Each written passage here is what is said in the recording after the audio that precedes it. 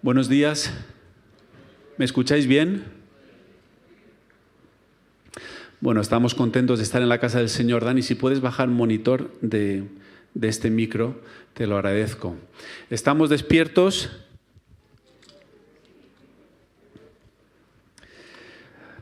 Pues es una alegría poder compartir con todos. De parte del pastor Miguel, saludos. Él ha cogido unos días de sus vacaciones para poder descansar junto con la pastora Esther y poder empezar así, poder descansar como toca, como merece. Y aquí estamos como iglesia reunidos, congregados para acercarnos a la palabra del Señor.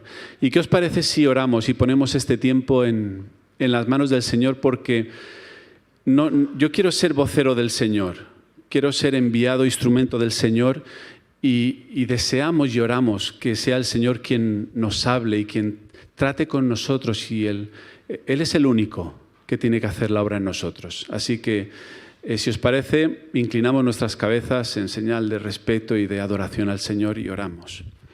Bendito Padre, aquí estamos una vez más como iglesia, siguiendo adorándote, Señor, como tú mereces. Delante de ti, Señor, nos postramos para recibir de tu palabra, para recibir de tu consuelo, de tu guía, de tu impulso. Y, Señor, necesitamos que trates con nosotros. Hazlo, Señor, a través de la meditación, a través de tu palabra. Sé tú obrando en nuestras vidas, Señor. Aparte de nuestra mente, aquello que impida, Señor, esta comunión contigo. Aparta, Señor, todo lo que obstaculice, Señor, ser ese barro dócil en tus manos, Señor. Gracias, Padre Santo, en tu santo nombre. Amén. Bueno, pues nos acercamos a la palabra del Señor y quisiera que pudierais abrir vuestras Biblias en Marcos 3, del 13 al 19. Marcos 3, del 13 al 19.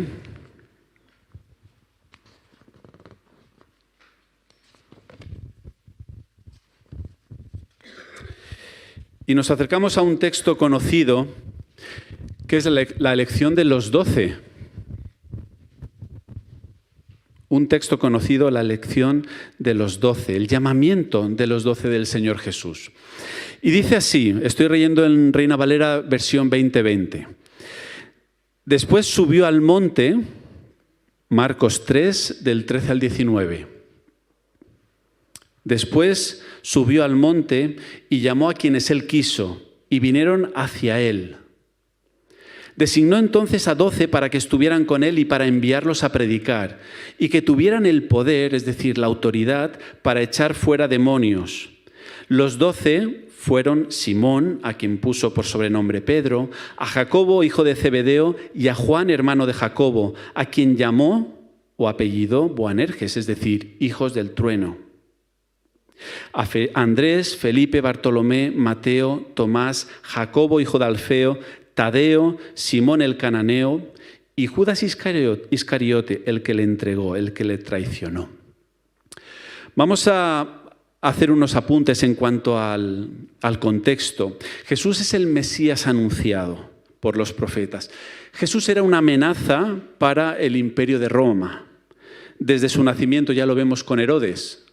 Herodes quería destruir, quería acabar con todos los niños, anuncia un edicto, y el Señor Jesús era una amenaza para el imperio de Roma. Jesús era el objetivo, el blanco perfecto. Y Roma no iba a permitir que se levantara ningún líder o maestro judío capaz de movilizar masas. Roma no lo iba a permitir. Nadie popular que sacudiera los cimientos de esa paz romana. Nadie. Cuando el Señor escoge a los 12, anteriormente el Señor ya ha dado señales de que el Mesías esperado, el Hijo de Dios, estaba ahí. Y ya hacía milagros, sanidades, incluso perdonaba pecados. ¿Quién es este que hasta perdona pecados? ¿Nos suena el texto? Su popularidad se ha extendido rápidamente, le siguen multitudes para que sane a enfermos. Algunos siguen al Señor Jesús por su fama, por sus milagros, por la autoridad con que enseñaba, que era una autoridad que no era habitual en un rabí. Otros sí que creen en él y estaban viendo al Mesías anunciado, al ungido, al Cristo. No como quien iba a establecer su reino espiritual, sino como quien iba a terminar con los abusos e injusticias de Roma hacia los judíos. Y esto es importante tenerlo en cuenta en el contexto. Jesús venía a establecer su reino, trayendo un mensaje de vida abundante, de vida espiritual. Me estoy acercando a los ministerios. Ya sabéis que llevo en el pastorado 22 días. El pastor Miguel 40 años, unos 40 y yo 22 días. Entonces, aunque conozco los ministerios de la Iglesia, me estoy acercando a ellos. En especial me estoy acercando al hogar de ancianos y pude compartir con ellos pues en algún culto, algún momento con ellos, ¿no? Y hablaba, introduciendo una de las canciones, yo les hablaba de la vida abundante que el Señor nos da. Y pensando en ellos, la última etapa final de la vida abundante, me quedo ahí pensando, digo, ¿y qué es esto de la vida abundante? Porque claro, podemos pensar, bueno, la vida abundante es una vida exenta de problemas, una vida feliz que el Señor nos da, con gozo, y tú tienes planes y proyectos y el Señor está acompañando esos planes y proyectos, vida abundante. Y claro, ¿cómo explicas eso a una persona pues que está en su etapa final de la vida? ¿Acaso la vida abundante es lo que estoy diciendo? Pues no.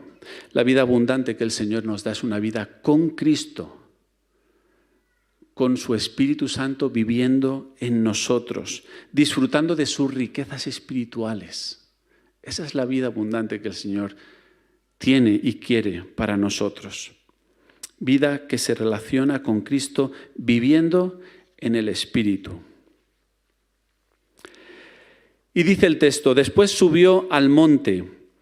Después está narrando Marcos. En el capítulo anterior o en el párrafo anterior de este episodio, Jesús sana al hombre de la mano seca. Y lo hace en sábado, el día de reposo. Y esto es un problema para los fariseos. Pero el problema no es si debía de guardarse el sábado, no. De esto no había dudas. El problema era con la forma de guardar este día de reposo. Entonces, Marcos 3:4 dice, ¿es lícito en sábado, el día de reposo, hacer bien o hacer mal, salvar una vida o matar? Y aquí está contestando el Señor a los fariseos. Los fariseos aprovechan esto para tramar contra el Señor y se une a los de Herodes, es decir, se une con sus propios enemigos para acusar y para poder destruir al Señor Jesús. Después de esto, Jesús se retira al mar de Galilea y le seguía una multitud. También de Judea, dice el texto. Estoy en el versículo 7-8 del capítulo 3. También de Judea, de Jerusalén, de Idumea, del otro lado del Jordán y de los alrededores de Tiro y de Sidón. Es decir, si nos imaginamos la Comunidad Valenciana, desde Jerusalén a Tiro, lo he calculado por internet, unos 167 kilómetros en línea recta, ¿vale? Por bajo en el sur está Idumea. Imagínate la Comunidad Valenciana, de Alicante a Castellón, y en el norte está Galilea, y es donde está ocurriendo el ministerio. Ya la fama de Jesús llegaba ya desde la zona del sur y recorrieron pues 160, 170, 180 kilómetros para conocer al Maestro. O sea, no estamos hablando de la Llosa, Novelé, los alrededores y la costera, porque vamos a ver qué está pasando. No. Estamos hablando de que el Señor es reconocido ya en toda la extensión, en toda Palestina. Y este es el contexto. Más tarde, después, versículo 13, subió al monte. No sabemos qué monte porque no lo especifica ningún evangelio. Lo que sí que sabemos es que se subió para orar. Y esto lo dice Mateo y Lucas. El Señor sube al monte para orar. Pasó la noche entera en oración con Dios. Por lo tanto, vemos a Jesús en comunión con el Padre. Antes de tomar una decisión de esa índole, una decisión tan importante como esa. El Señor Jesús en comunión con el Padre. Para elegir a los primeros discípulos. Más tarde, en Lucas 10, el Señor elige a 70 y los envía, los comisiona de 2 en 2. Por eso digo, esta es la primera elección de los discípulos. Subió al monte y llamó a quienes Él quiso y vinieron hacia Él. El Señor llama a quien Él quiere libremente. Seguramente tú y yo, por el perfil psicológico de estos discípulos, hubiéramos hecho un escáner, una radiografía y hubiésemos dicho, tú no, que eres demasiado avaricioso, tú eres un recaudador de impuestos, tú eres un impulsivo, tú no te afeitas bien y tú no me vales. Y nosotros hubiéramos hecho nuestra propia elección, pero los pensamientos del Señor no son los nuestros y el Señor es soberano. Y dice que eligió a quien Él quiso. Llamó a quienes Él quiso y vinieron hacia Él. Hay 2 partes en esta oración. El Señor llamando, pero los discípulos acudiendo. El Señor llama, pero los discípulos acuden. En realidad el Señor les está llamando a separarse de la multitud, fuera del ruido, alejarse del ruido, alejarse de lo espectacular y a conocer al Señor de cerca. Primera aplicación o enseñanza, querida Iglesia. El Señor siempre toma la iniciativa. Escúchame bien. El Señor siempre toma la iniciativa porque Él nos amó primero. Nosotros amamos a Dios, dice 1 Juan, porque Él nos amó primero. ¿Y cómo nos amó primero? ¿Cómo nos amó primero? Enviando a su Hijo para que fuera ofrecido como sacrificio por el perdón de nuestros pecados, dice 1 Juan. No tengas duda, por tanto, de que el Señor te ama. El Señor te ama. No tengas ninguna duda de esto. El amor del Señor está sobre ti y es para ti. El Señor se entregó por amor a ti. Y el Señor quiere encontrarse contigo y conmigo en esta mañana. Quiere tratar con nosotros, al igual que ha tratado y va a tratar con los discípulos. Y esto lo vamos a ver ahora. El Señor conoce en qué momento estamos viviendo. Yo no sé exactamente en qué momento estás viviendo tú, pero el Señor sí lo sabe y conoce cuál es nuestra necesidad. No olvidemos que la vida cristiana es un proceso, es un camino.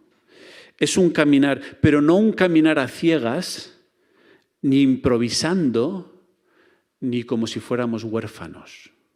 Antonio Machado, 1875, ¿qué decía? Caminante, no hay camino, se hace camino al andar. Esperar que me lo he bajado de internet. Sigue diciendo, al andar se hace el camino y al volver la vista atrás se ve la senda que nunca se ha de volver a pisar. Por supuesto que no me voy a meter en lingüística, poesía y tal, pero ¿no os suena esto un poco raro si lo ponemos, si enfrentamos esta poesía con el Salmo 23:3? Dice el salmista, me guiará por sendas de justicia por amor de su nombre.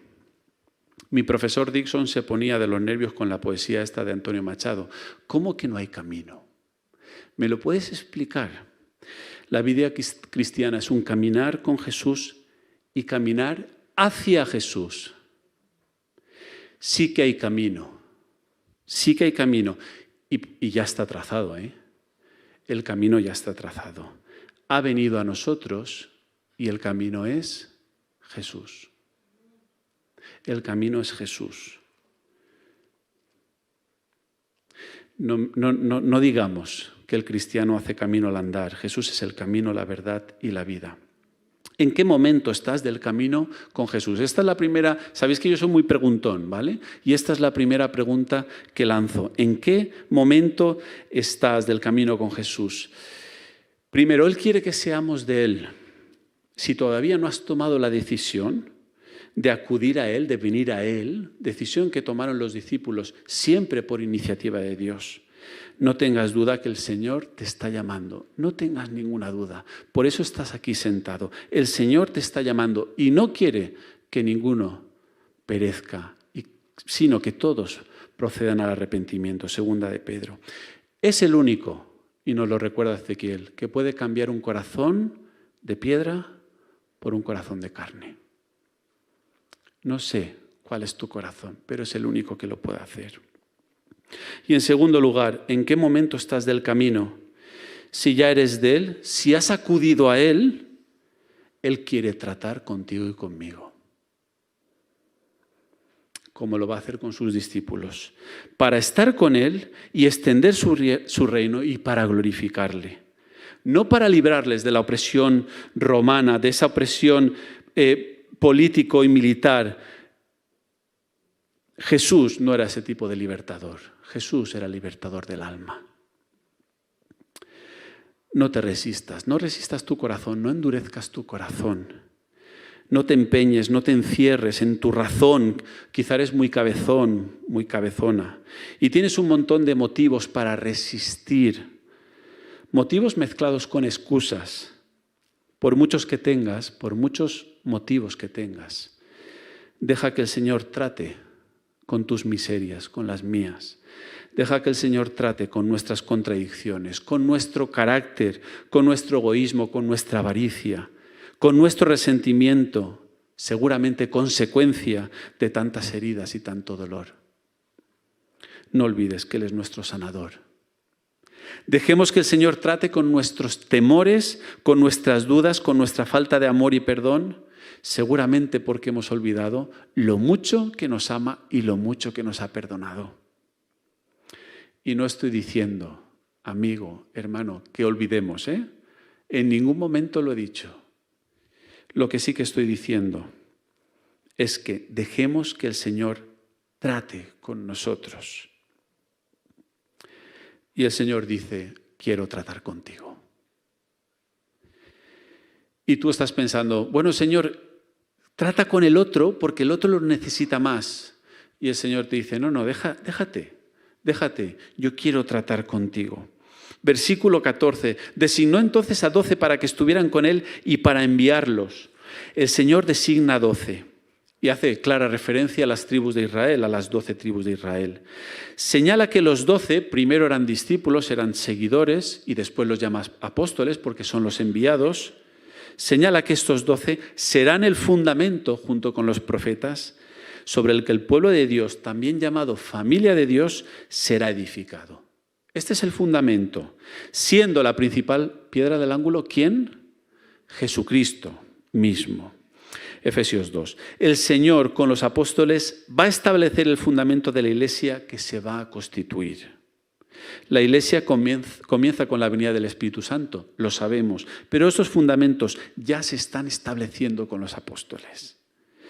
Y dice el versículo 14, designó entonces a 12 para que estuvieran con Él y para enviarlos a predicar. Y cuando vemos un para en la Biblia, tenemos que marcarlo, porque indica, señala propósito.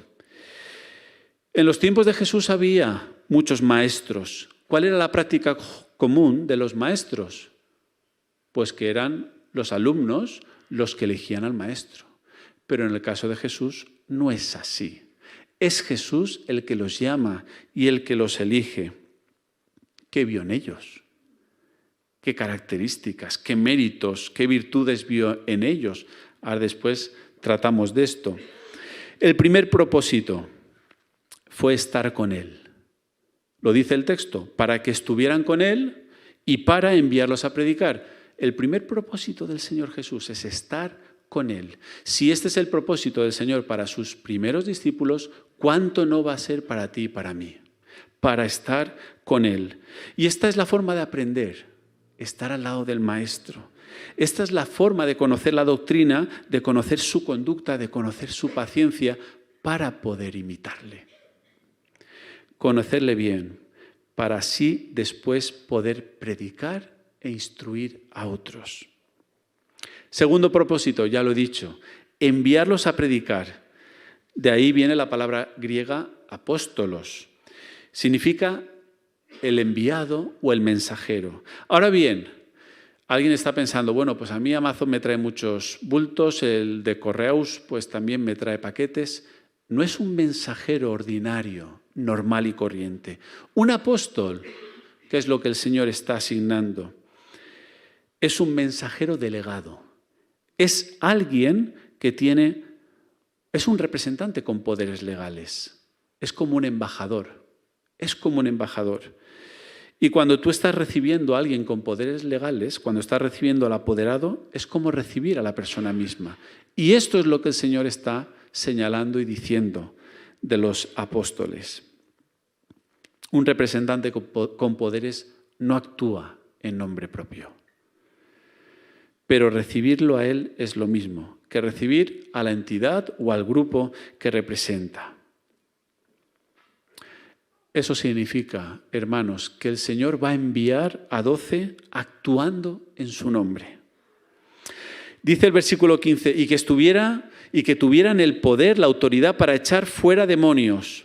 Y el Señor les va a dar autoridad. Y esto estaba demostrando, estaba señalando que el poder del Señor no era un poder delegado, sino era un poder propio. Y su poder, hermanos, está vigente a día de hoy. No dudemos de los milagros que el Señor hace. Y el primer milagro, transformar tu vida y transformar la mía. Ser transformados por el Señor. Y avanza el texto y dice, los 12 fueron Simón, a quien puso por sobrenombre Pedro, a Jacobo, hijo de Zebedeo, a Juan, hermano de Jacobo, a quien llamó o apellido Boanerges, es decir, hijos del trueno, Andrés, que era hermano de Pedro, Felipe, Bartolomé, Mateo, que Mateo es Leví, el recaudador de impuestos, Tomás, también conocido como Dídimo, Jacobo, hijo de Alfeo, aunque Mateo también era hijo de Alfeo, pero es otro Alfeo. Jacobo, hijo de Alfeo, Tadeo o Judas Tadeo, Simón el cananeo o cananita y Judas Iscariote, el que le entregó, el que le traicionó. ¿Quiénes eran estos? Casi para finalizar. ¿Qué vio el Señor en ellos? ¿Qué características tenían? No olvidemos que es el Señor quien los escoge. Y no olvidemos que el Señor escoge a 12 para darles esa autoridad, esos poderes legales. No era broma, ¿vale? Era algo muy serio. Pues voy a hacer una pequeña reseña de este catálogo y vamos un poco a sorprendernos o a recordar quiénes eran. Tomás dudó acerca de la resurrección de Cristo. Ponía en duda al Señor la resurrección. ¿Y qué decía? Que no creería en la resurrección mientras no lo viera personalmente y mientras tocara sus heridas. Este era Tomás. Jacobo, hijo de Zebedeo y hermano de Juan, era un hombre irritable, con un carácter un poco áspero, ¿vale? Se enfadaba con facilidad. Tenía un menudo carácter. Encima era un hombre ambicioso. Este fue el que le pidió junto con su hermano Juan, dice, Maestro, querríamos que nos hagas lo que pidiéremos. Él les dice, haznos un favor, Maestro. Él les dice, ¿qué queréis que os haga? Concédenos que en tu gloria nos sentemos el uno a la derecha y el otro a tu izquierda. Este es el favor que les pide al Señor Jesús.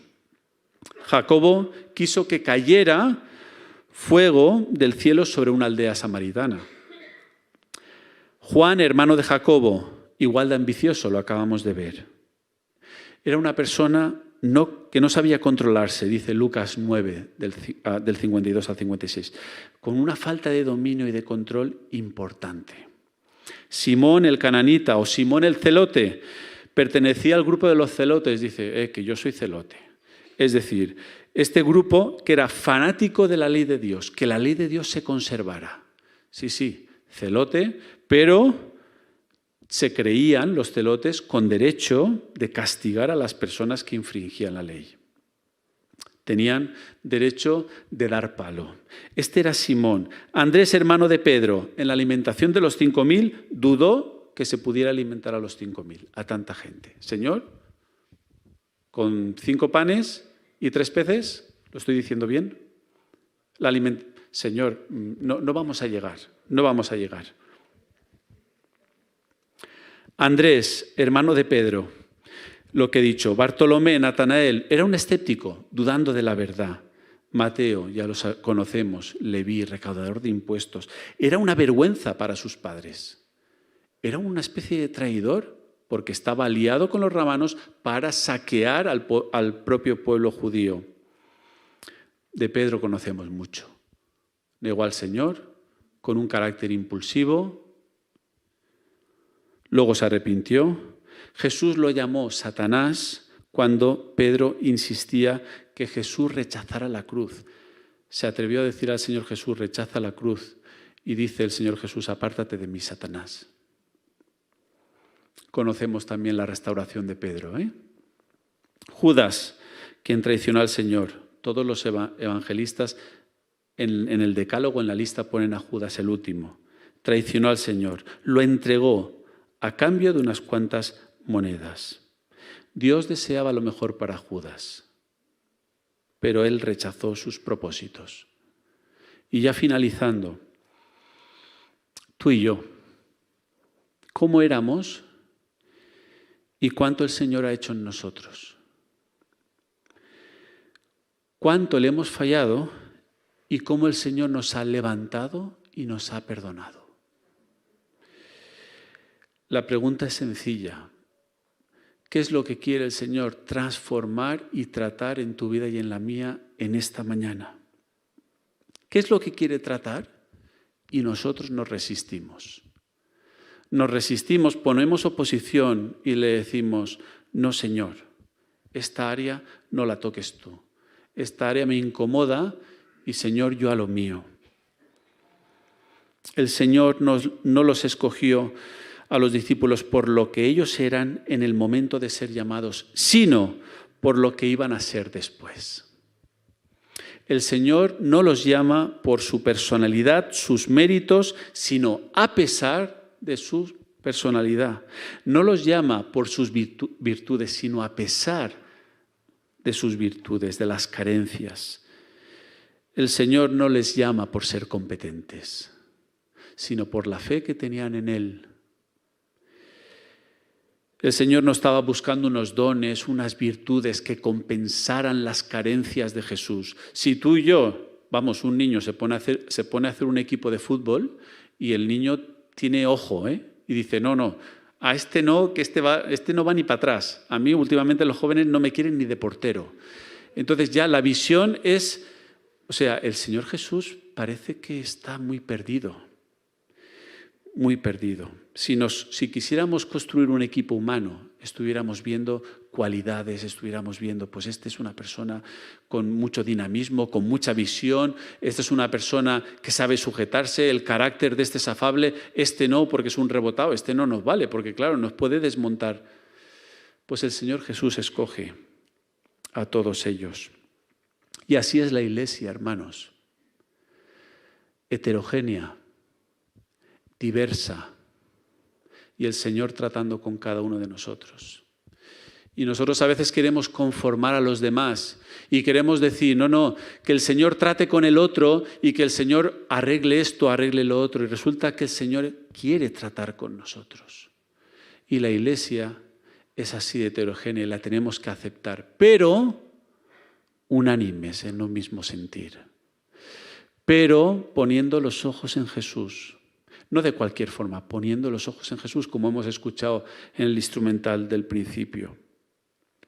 La vida de cada uno de ellos, excepto la vida de Judas, que rechazó al Señor, rechazó los propósitos del Señor.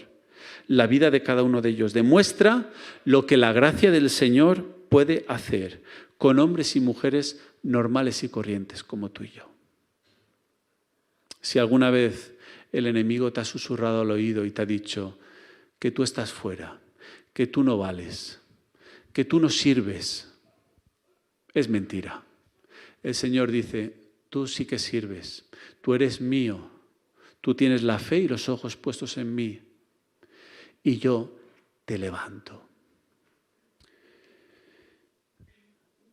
Aquellos hombres y mujeres transformados por el poder del Señor, del Mesías, del Cristo, creyeron en Él, se arrepintieron de sus pecados, fueron perdonados y sus vidas llenos del Espíritu Santo. A veces estamos buscando atajos.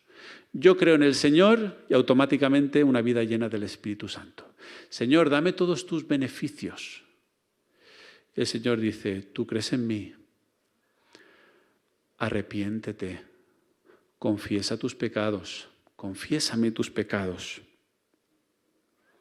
y yo te los voy a perdonar. Y yo te voy a llenar de tu Santo Espíritu. No busquemos atajos. No nos olvidemos de la confesión al Señor, de acudir al Señor en confesión y decir, Señor, perdona mis miserias, mis pecados. En conclusión, la Iglesia está compuesta por instrumentos imperfectos como tú y yo. El Señor nos escoge. Y el Señor quiere trabajar con nosotros. Nos moldea, nos santifica, nos justifica, es decir, nos hace perfectos, nos declara justos y perfectos a sus ojos, no solo para que nos vaya bien, que sí que nos va a ir bien, sino para cumplir sus propósitos aquí en la tierra. Y por último, ¿cómo vamos a responder? Te invito a que tengas un tiempo delante del Señor en oración. Ya veis que el mensaje, mi primer mensaje de apertura, es sencillo. ¿Cómo vamos a responder delante del Señor a su llamado? Porque cada uno de nosotros deseamos una iglesia ferviente, una iglesia que no se caracterice por la ausencia de amor, la falta de perdón, sino una iglesia que abunde en el amor y en el perdón. Una iglesia que mire al Señor y que no mire al vecino. Una iglesia que ponga los ojos en Jesús y no lo ponga en su vana o antigua manera de vivir. Esa es mi oración como pastor entrante, también pastor novato.